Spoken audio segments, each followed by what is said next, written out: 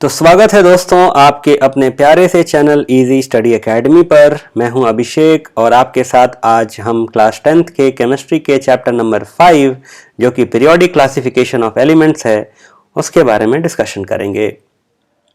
तो बेसिकली सबसे पहले सिलेबस देखते हैं। सिलेबस होता है एक गाइडिंग टॉर्च। तो क्या क्या पढ़ना है देखते हैं। सबसे पहले तो नीड फॉर क्लासिफिकेशन, एलिमेंट्स को क्लासिफाई करने की जरूरत क्या पड़ी। फिर उसके बाद जब हमें समझ में आ गया कि एलिमेंट्स को क्लासिफाई करना चाहिए, उनकी ग्रुपिंग करनी चाहिए, तो कुछ अर्ली अटेम्प्ट्स जिसमें बेसिकली हमें 3 साइंटिस्ट के बारे में पढ़ना है। तो एक थे डॉबरेनर, दूसरे थे न्यूलैंड और तीसरे थे मेंडलीव। इन तीनों के जो अटेम्प्ट थे क्लासिफिकेशन ऑफ एलिमेंट्स के, उनको हमें पढ़ना है। उसके बाद आते हैं मॉसले। तो मॉसले एक ऐसे साइंटिस्ट थे, एक ऐसे केमिस्ट थे जिन्होंने मेंडलीव्स पीरियोडिक टेबल को मॉडिफाई किया और मॉडिफाई करके उन्होंने मॉडर्न पीरियोडिक लॉ दिया, जिसके बेसिस पर मॉडर्न पीरियोडिक टेबल जो है डिजाइन किया गया। फिर हम मॉडर्न पीरियोडिक टेबल देखेंगे और उसकी कुछ प्रॉपर्टीज देखेंगे। तो चलिए सबसे पहले बात करते हैं नीड फॉर क्लासिफिकेशन की। तो किसी भी चीज को क्लासिफाई क्यों करना चाहिए, क्यों किया जाना चाहिए।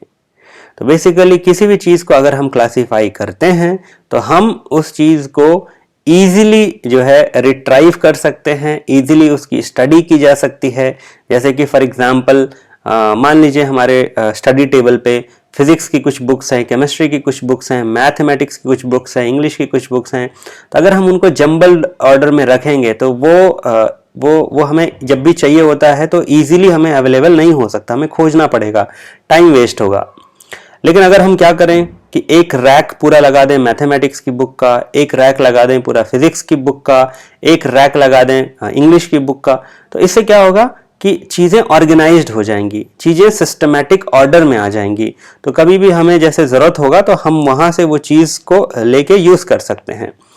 तो ये तो हालांकि एक क्रूड एग्जाम्पल था डे टू डे लाइफ का, but coming back two elements, तो उस समय जितने भी नोन एलिमेंट्स थे उनको अरेंज करना एक सिस्टमैटिक ऑर्डर में, उनकी प्रॉपर्टीज के बेसिस पे, ये एक नीड अराइज हुई क्योंकि धीरे धीरे नंबर ऑफ एलिमेंट्स बढ़ते गए।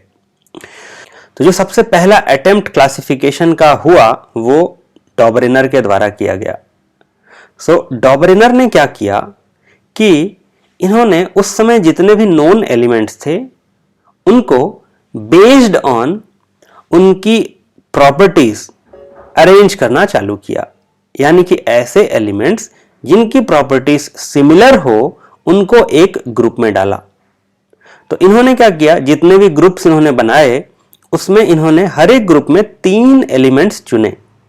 इसीलिए उन तीनों को कहते हैं ट्राइड्स। जैसे हिंदी में हम कहते हैं त्रिमूर्ति, तो ट्राइड्स यानी कि 3 एलिमेंट का ग्रुप।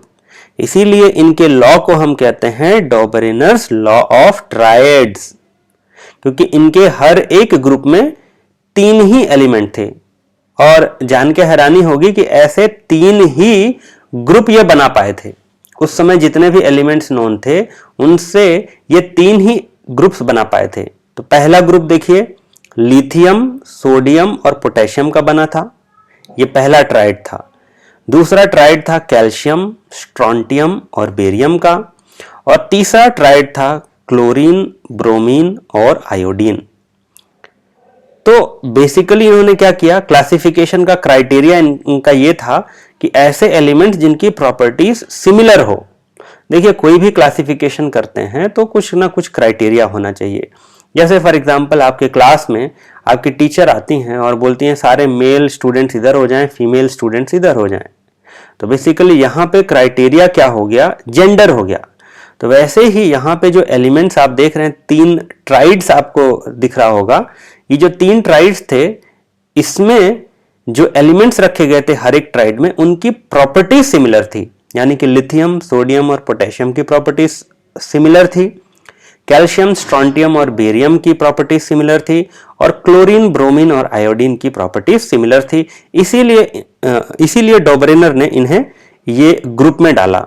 ऐसा नहीं कि लिथियम, कैल्शियम और क्लोरीन को एक ग्रुप में डाल दें, क्योंकि इनकी प्रॉपर्टीज एंटायरली डिफरेंट थी, इसीलिए इनको एक ग्रुप में नहीं डाला। सो एट दैट टाइम ही was able to identify only 3 triads, यानी कि 3 ही ट्राइड्स बना पाए थे। तो ये फर्स्ट ट्राइड था, ये सेकंड ट्राइड था और ये थर्ड ट्राइड था। तो बेसिकली आपको याद कर लेना चाहिए, पहले ट्राइड में लिथियम, सोडियम, पोटेशियम, दूसरे में कैल्शियम, स्ट्रोंटियम, बेरियम और तीसरे में क्लोरीन, ब्रोमीन और आयोडीन। ये लास्ट वाला तो CBI central bureau of investigation. So chlorine, bromine, iodine, ये तो ऐसे याद हो जाएगा। और ये लिथियम, सोडियम और पोटेशियम, कैल्शियम, स्ट्रोंटियम और बेरियम, ये आपको याद कर लेना चाहिए, क्योंकि ये 9 ही एलिमेंट हैं। तो मे भी एग्जाम में आपको 3-3 का पेयर दे दे और पूछ ले which of the following is one of the Dobereiner's triads, तो ये आपको याद करना चाहिए। फिर उसके बाद जब इन्होंने एलिमेंट्स को अरेंज किया तो आप यहां देख रहे होंगे कुछ नंबर लिखा हुआ है, देखिए 6.9, 23, 39। तो बेसिकली ये है एटॉमिक मास या मास नंबर जिसको कहते हैं। तो एटॉमिक मास क्या होता है? अगर आपने एटम के स्ट्रक्चर को पढ़ा है तो आप जानते हैं कि एटम के अंदर में होता है न्यूक्लियस, और न्यूक्लियस में होते हैं न्यूट्रॉन्स और प्रोटॉन्स, और ये जो न्यूक्लियस है इसके अराउंड में होते हैं इलेक्ट्रॉन्स, जो कि उसके अराउंड में जो न्यूक्लियस से बाहर होते हैं। तो basically number of protons is called atomic number, और नंबर ऑफ प्रोटॉन्स और neutrons are collectively called nucleons, और उनका जो नंबर होता है उसको हम कहते हैं मास नंबर या एटॉमिक मास भी कहते हैं, इसको एटॉमिक मास कहते हैं। तो बेसिकली यहां पे आपको जो दिख रहा है 6.9, 23, 39, ये मास नंबर है। लिथियम का मास नंबर या एटॉमिक मास है 6.9, सोडियम का है 23 और पोटेशियम का है 39। तो इन्होंने एक बहुत अच्छी चीज ऑब्जर्व करी, और वो क्या थी? देखिए इस स्टेटमेंट में यहां लिखा हुआ है कि ये जो ट्राइड्स बने, जैसे फॉर एग्जांपल लिथियम, सोडियम और पोटेशियम का, इसमें जो मिडिल मोस्ट एलिमेंट था, ठीक है, अगर इनको increasing order of atomic mass में अरेंज किया जाए तो जो मिडिल एलिमेंट था उसका जो एटॉमिक मास था दैट वाज रफली average of the atomic masses of other 2 elements. चलिए देखते हैं कैसे।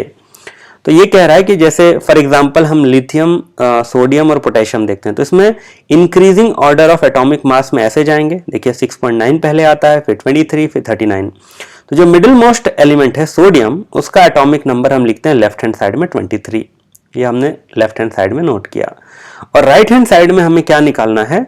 Average of atomic masses of other 2 elements. तो अदर 2 एलिमेंट्स कौन से हो जाएंगे? लिथियम और पोटेशियम। सो लिथियम का 6.9, पोटेशियम का 39, इनका एवरेज कैसे निकालेंगे? ऐड करके डिवाइडेड बाई 2 करेंगे।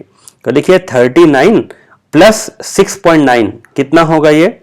तो ये हो जाएगा 45.9 डिवाइडेड बाई 2, और अगर 45.9 को 2 से डिवाइड करेंगे तो ये हो जाएगा 22.95। तो इन्होंने क्या बताया कि जो मिडिल मोस्ट एलिमेंट है उसका जो एटॉमिक मास होगा, जैसे इस केस में सोडियम का 23 है, विल बी रफली equal to the average of atomic masses of other 2 elements। तो देखिए 22.95 is roughly is equal to 23। वैसे ही आप कैल्शियम, स्ट्रोंटियम और बेरियम का भी देखेंगे, इन दोनों को ऐड करिए, डिवाइड बाय 2 करिए, तो देखिए ऑलमोस्ट इसके इक्वल आ जाएगा। ठीक है जी। तो बेसिकली ये था डॉबरिनर्स लॉ ऑफ ट्राइड्स, जिसमें आपको 2 इंपॉर्टेंट चीजें जाननी चाहिए थी। पहला ये कि ये सबसे पहला अटेम्प्ट था एलिमेंट्स के क्लासिफिकेशन के लिए। इसमें इन्होंने क्या किया? क्राइटेरिया रखा कि सिमिलर प्रॉपर्टीज वाले एलिमेंट्स को इन्होंने ग्रुप्स में डालना चालू किया, और हर एक ग्रुप में इन्होंने 3 एलिमेंट रखा, उनको हम कहते हैं ट्राइड्स। और ऐसे इन्होंने केवल 3 ही ट्राइड जो है खोज पाए, आइडेंटिफाई कर पाए, और बाकी जो एलिमेंट्स थे वो ट्राइड्स में फिट नहीं हुए। वो उनकी लिमिटेशन से आगे हम देखेंगे। क्योंकि ये सबसे पहला क्लासिफिकेशन था तो इसमें कुछ ना कुछ फ्लॉस थे, क्योंकि अभी तो हमें इवॉल्व करना है, ये एक जर्नी है। तो देखते हैं हम limitations of law of triads. तो लिमिटेशन यही था कि जो डॉबरेनर थे he could identify only 3 triads from the elements known at that time. केवल 3 ही ट्राइड्स वो खोज पाए। ठीक है, सो अभी जैसे जैसे एडवांसमेंट होती गई साइंस एंड टेक्नोलॉजी में, नए नए एलिमेंट्स जो है खोजे जाने लगे, तो सारे एलिमेंट्स ये लॉ ऑफ ट्राइड्स के क्लासिफिकेशन में फिट नहीं बैठ रहे थे। So this system of classification into triads was not found to be useful.